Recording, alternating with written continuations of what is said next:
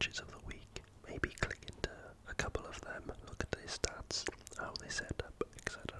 And then maybe we'll have a look at some stats at the end, depending on how long this goes on for. But yeah, I haven't done this for a good few weeks now, so time to get back on it. Okay, so clicked into the table, and this is the Premier League table as it stands. So, still in first position with a 100% win ratio is Manchester City. Played 6, won 6, with a positive goal differential ratio of 13 and a total points of 18. In second place then, still undefeated too, is Liverpool with 5 wins and 1 draw, with a goal differential of 10 with a total of 16 points. And the last 5 games have been wins. We then move on to Brighton. Brighton and Hove Albion is in third place. Still have an amazing season so far out of 6 games.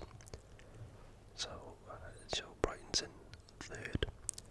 Then Tottenham makes the top 4. So currently it's Man City, Liverpool, Brighton and Tottenham in the Champions League qualification spaces, closely followed by Arsenal. Tottenham and Arsenal on the same points, both undefeated in the season, with 4 wins and 2 draws.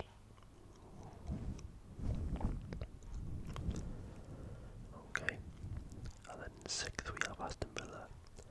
7th we have West Ham, who's got 2 losses on the bounce. 8th Newcastle, who's got 2 wins on the bounce.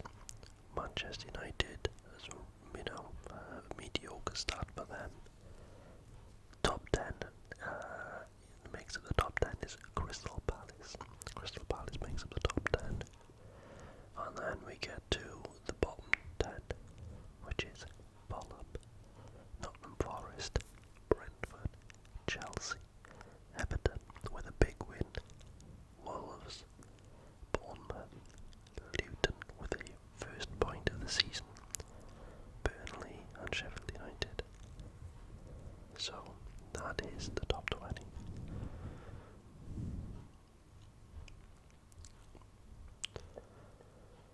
Soccer matches by round.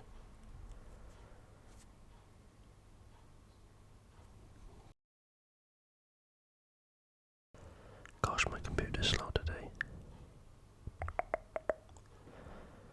Round 6. Okay, is that this weekend? Yes, it was.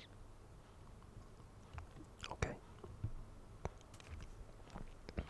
So the first game was Crystal Palace Fulham, which ended in a 0-0 draw. I'm not going to look at that because it was obviously boring. 0-0.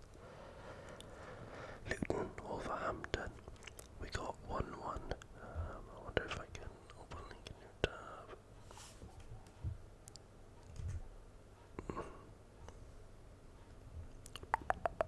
Okay. So Luton lined up in a 3-4-3, whereas Wolves went for a 4-2-3-1. So you had Morris with a 65-minute penalty to rescue Luton a point, with Neto scoring the opener of the game for Wolves. So yeah, Luton's capacity, not even 11,000 people there at Kenilworth Road. So you can look at the events on the side here.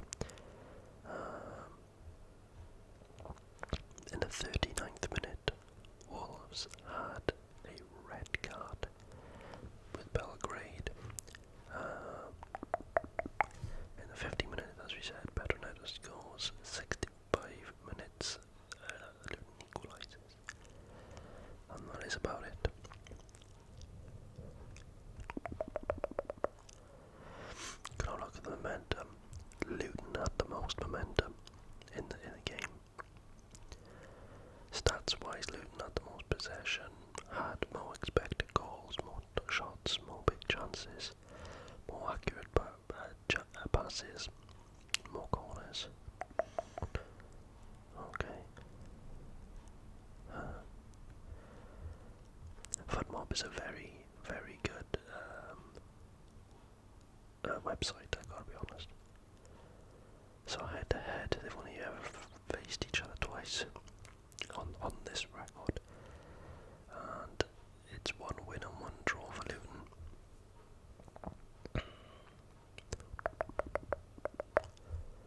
Okay. Next, we have Man City Nottingham Forest, which ended up as a 2-0 victory for Manchester City. I said Manchester United, didn't I? Manchester City, sorry, and Nottingham Forest, which ended up as a 2-0 victory for Man City. Scored by Foden in the 7th minute and Haaland in the 14th. So the 2 goals were all scored in the first 15 minutes of the game. It was at the Etihad Stadium.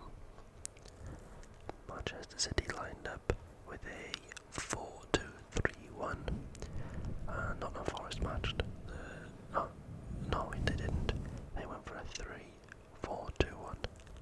So slightly different tactics there. So you can see the standout player was Phil Foden in the match. But yeah, I mean, you have the events here. You have Phil Foden, Aaron Haaland in the first 40 minutes, and then you just have yellow cards, and that's it.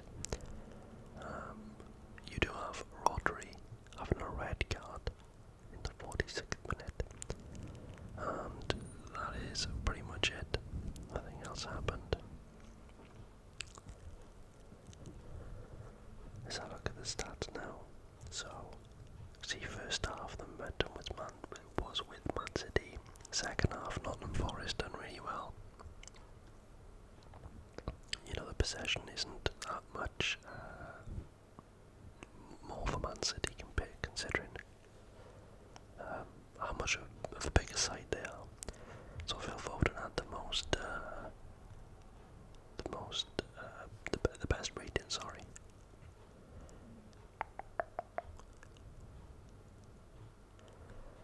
Yeah. Okay. So that is Man City, Nottingham Forest.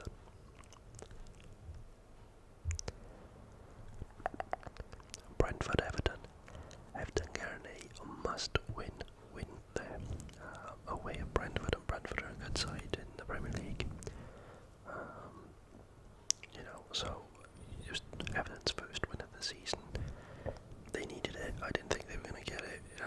So you know, maybe they can get a little bit of momentum now. I think everyone's been, you know, saying that Everton hasn't actually been playing that bad in the games. It's just the results haven't been coming. But you know, luckily for them, the result came this weekend, and the first goal was scored by Decore in the 6th minute. Jensen then equalised for Brentford in the 28th. But in the 67th minute, Tarkowski scored, and in the 71st, Calvert-Lewin put the nail in the coffin, as they say, to secure Everton that win.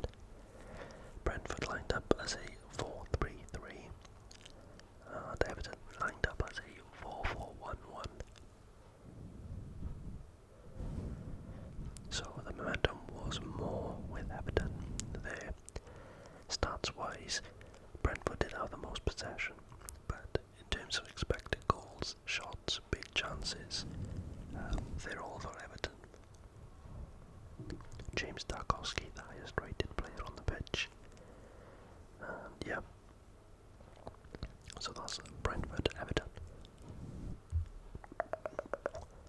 And the last game of Saturday was Burnley, Manchester United. Burnley and Manchester United, which ended up as a 1-0 victory for Manchester United. Okay, so it was scored by Bruno Fernandes in the 45th minute. As you can see here, Manchester United did have a goal ruled offside,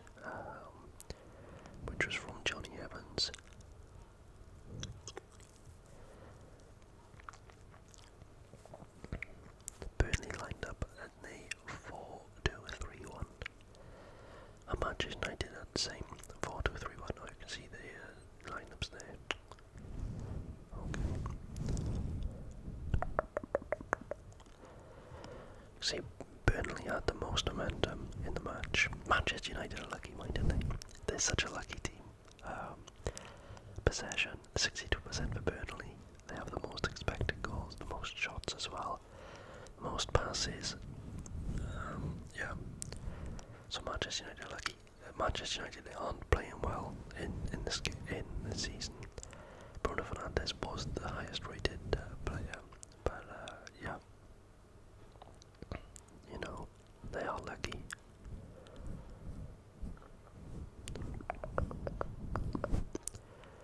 Okay, so that was all of the matches on a Saturday. Let's move on to Sunday then.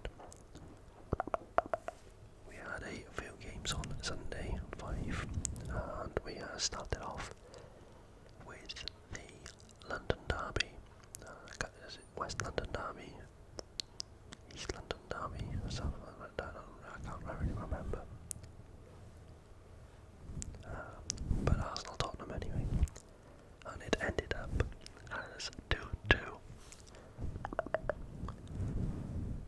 Arsenal started the campaign of the match with a 1-0 lead thanks to a Romero own goal in the 26th minute.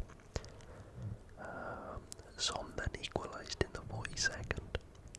Saka put Arsenal ahead again in the 54th minute via a penalty. And not even a minute later, Son equalised again. Son is great, isn't he? Son is a very good player. So Arsenal lined up as a 4-3-3. Tottenham went for more of a 4-2-3-1 formation. The highest rated player on the pitch was Son. Let's have a look at the momentum. Okay. So Arsenal had the most momentum in the first half. Second half was probably more Tottenham, but you know, it was pretty much equal. So throughout the match, you would see that Arsenal had the most momentum.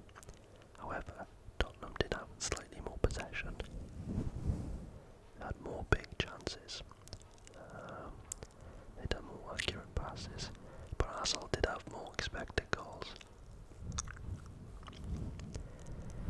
So you can see that Heung-min Son had the highest rating in the game, and Bukayo Saka was just behind him with okie dokie.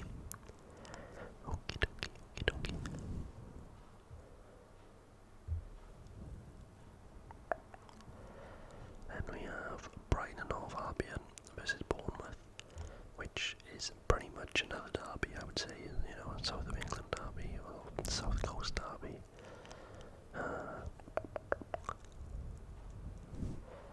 So Brighton took this victory.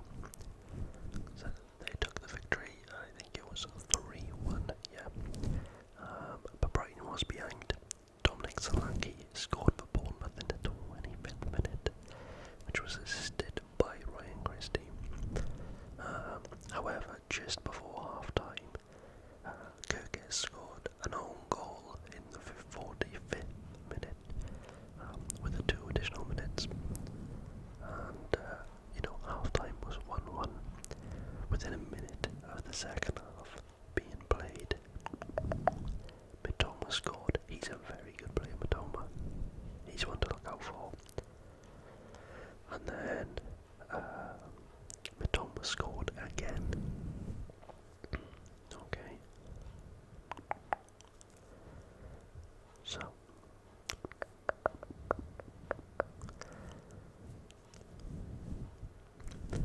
Mitoma, as you can see with the blue,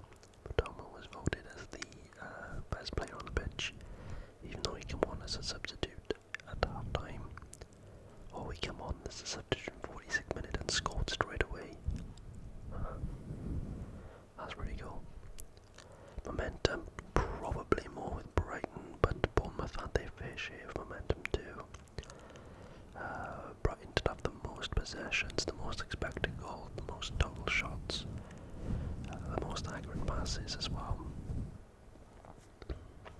So yeah, you had Mitoma as the highest rated, and then Veltman. Yeah, so all the highest rated players were Brighton players.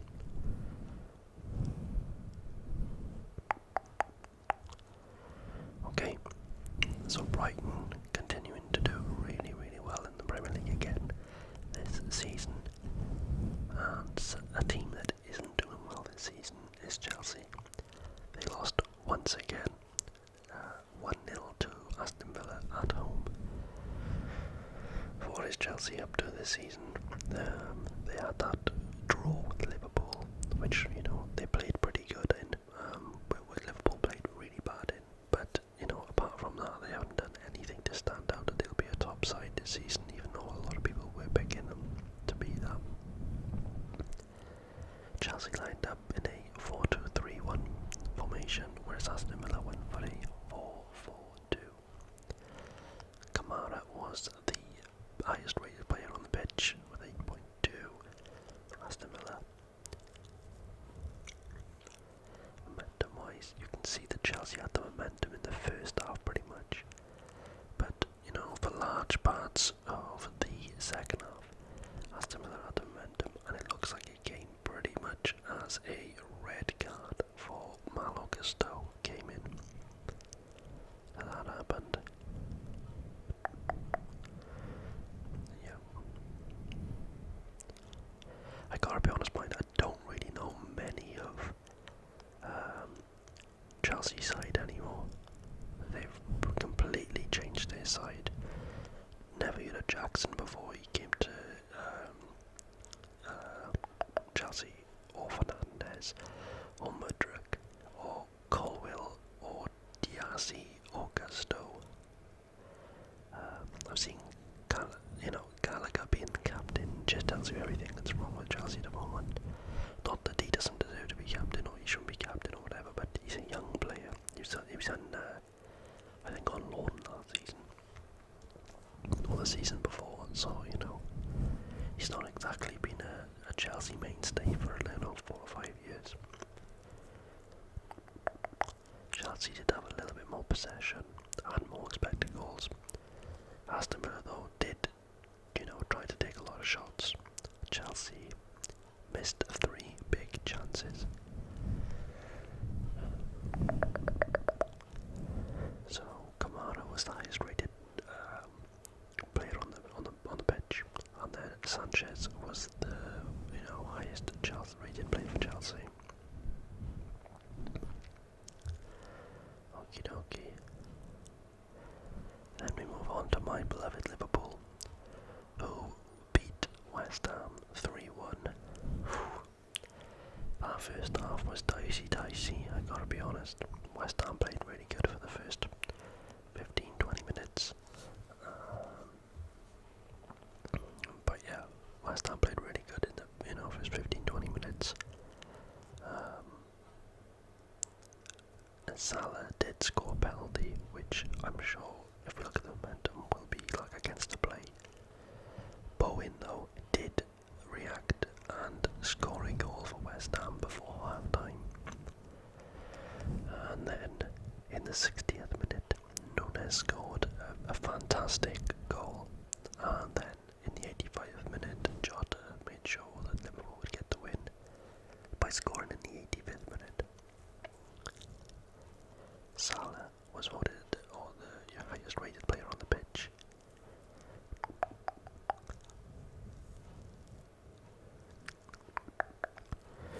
Okay, so you can see the West Ham had a good bit of momentum here, and then we scored, you know, 5 minutes later, 6 minutes later, and towards the end of the half, West Ham had a bit of momentum too. But looking at this, Liverpool had the majority of momentum. Possession-wise, we had 64% possession, had 3.03 expected goals, the most shots, the most big chances.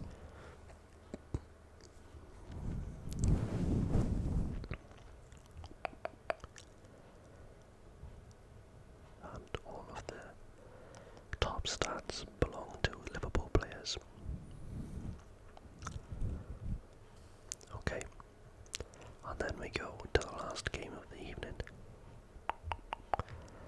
Sheffield United got absolutely thumped by Newcastle. 8-0. So let's have a look at that then.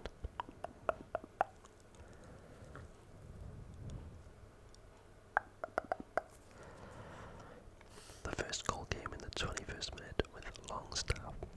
Then in the 31st, Burn. 4 minutes later, at the 35th minute, Botman scored, and it was 3-0 at half time. Then Wilson got in with the goals in the 56 minutes. Only 5 minutes later, Andy Gordon scored. Only a further 7 minutes after, Almiron scored.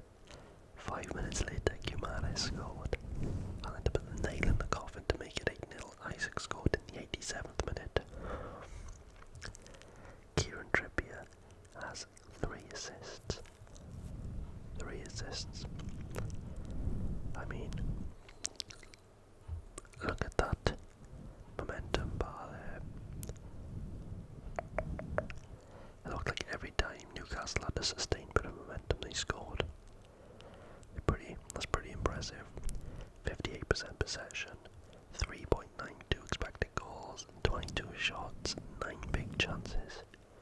They also missed 3 big chances, so yeah. Obviously, all the top player stats is going to belong to Newcastle there.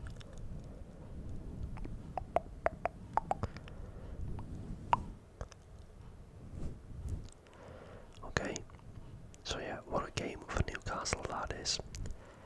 Obviously they were disappointed with the Liverpool match, as they were winning and Liverpool came back with a man down. But yeah, they come back in a big way there.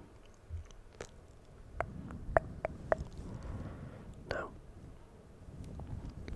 this up and coming week is going to be round 7. Okay, so Saturday 30th of September, we have 1, 2, 3, 4, 5, 6, 7, 8 games. Aston Villa and Brighton, I'm probably going to pick, I don't know, I'm going to pick a draw. Bournemouth and Arsenal, I'd say Arsenal. Everton, Luton, Everton I would say. Manchester United, Palace, probably United. Newcastle, Burnley, Newcastle, West Ham, Sheffield United, West Ham, Wolves, Man City, and the big game on Saturday is Tottenham Hotspur and Liverpool at 5:30.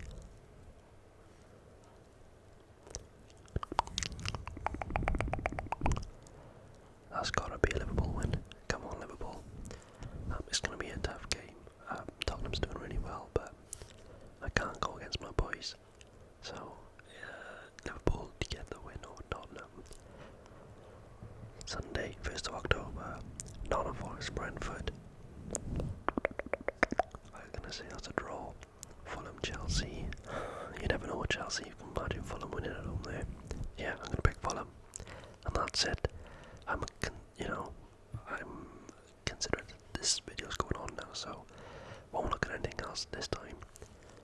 Maybe I'll only look at like 2 or 3 matches each week going forward, because it does take a long time to go through them all.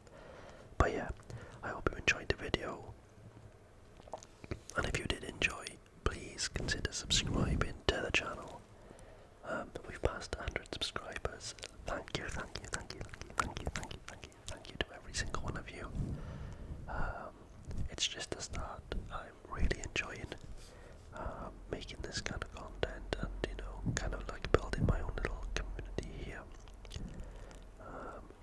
Just basically me rambling on, talking to people with, I guess, similar interests to me, so that's nice.